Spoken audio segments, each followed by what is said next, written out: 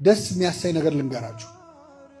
ቤተ ክርስቲያን ውስጥ በየቀኑ እየሄድን ለቀን አንዴም ቢሆን መሳለም አለብን። አባቶቻችን በአብነት ትምህርት ቤት ባህል ጉባኤ ቤት ጉባኤ እንኳን ባይኖር ወንበር ባይኖር ትምህርት ባይኖር ተማሪዎች ሄደው ትምህርቱ የሚሰጥበት ቦታ ላይ ሰላም ለኪ ብለው አቡነ ዘበሰማያት አድርሰው እንዲሄዱ ስርዓተ ቤተክርስቲያን ያዛል።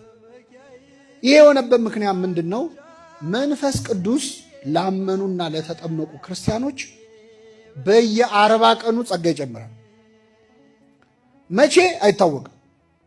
እየሰማችሁ እኔ እውነት ነው የምነግራችሁ። አብረን አድገን የሆነ ጊዜ ድምፅ የሌለው ድምፅ ኖሮት አይቻልም። እየሰማችሁ ሲማር ትምህርት የማይገባው የሆነ ሰዓት እሳት ሆኖ ነው።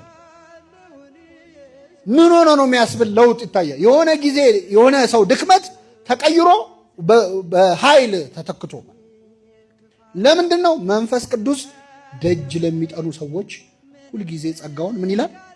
ይጨምራል። ስለዚህ በምንም ምክንያት የፈለገ በኃጢአት ውስጥ ብንሆን ሰው ሲታመም ከሆስፒታል አይቀርም አይደል? ይቀራል። አይ በቃ ታመሜማ ሆስፒታል አልሄድም ምን ይባላል? እስቲ ሆስፒታል እንዴት ይላል አይባልም። ስትታመም ነው የፈለገ ብንረክስ ቤተክርስቲያን ደጅ ገብተን ሳንሳለም መዋል የለብን። ከ40 ቀን አንዱ ቀን ነው ያቀ ይደርሰናል። ሀብተ መንፈስ ቅዱስ ይታደለናል፣ ይጨመርልናል። ከዚህ በፊት ያልሰሩ ቅድም ያልናቸው ሪሞቱ ላይ ያሉ እንትኖች ከኛ ማንነት ውስጥ ያልተጠቀምንባቸው አቅሞቻችን ይወጣሉ። ጸጋ መንፈስ ቅዱስ ይጨመራል። ዕለት ዕለት በቤቴ መግቢያ የሚተጋ የደጄንም መድረክ የሚጠብቅ ይላል እኔን ያገኘ በረከት ያገኛል። ይሄ መጽሐፈ ምሳሌ ላይ ራሱ እግዚአብሔር ቃል የገባው ነው። ዕለት ዕለት በቤቴ መግቢያ የሚተጋ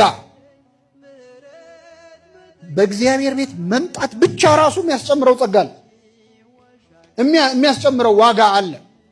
እንዴት እድለኞች ናቸው 24 ሰዓት ቤተክርስቲያን የሚሉ ሰዎች አሉ። በተለይ እኔ በጣም እቀናባቸው የአእምሮ ህመምተኞች ወይ በሆነ ችግር ምክንያት ከእግዚአብሔር ቤት ይበቃሉ። ታውቃላችሁ፣ ሳይታሰብ ይበቃሉ፣ ቅድስና ደረጃ ይደርሳል። ከመላእክቱ ጋር አብሮ እንደመኖር ስለሆነ ማለት ነው። ለዚህ ነው ነቢየ እግዚአብሔር ዳዊት አቤቱ በቤትህ የሚኖሩ የተመሰገኑ ናቸው። እግዚአብሔር ቤት መኖር መቆየት ራሱ የራሱ ጸጋ የራሱ ዋጋ ስላለው ማለት ነው።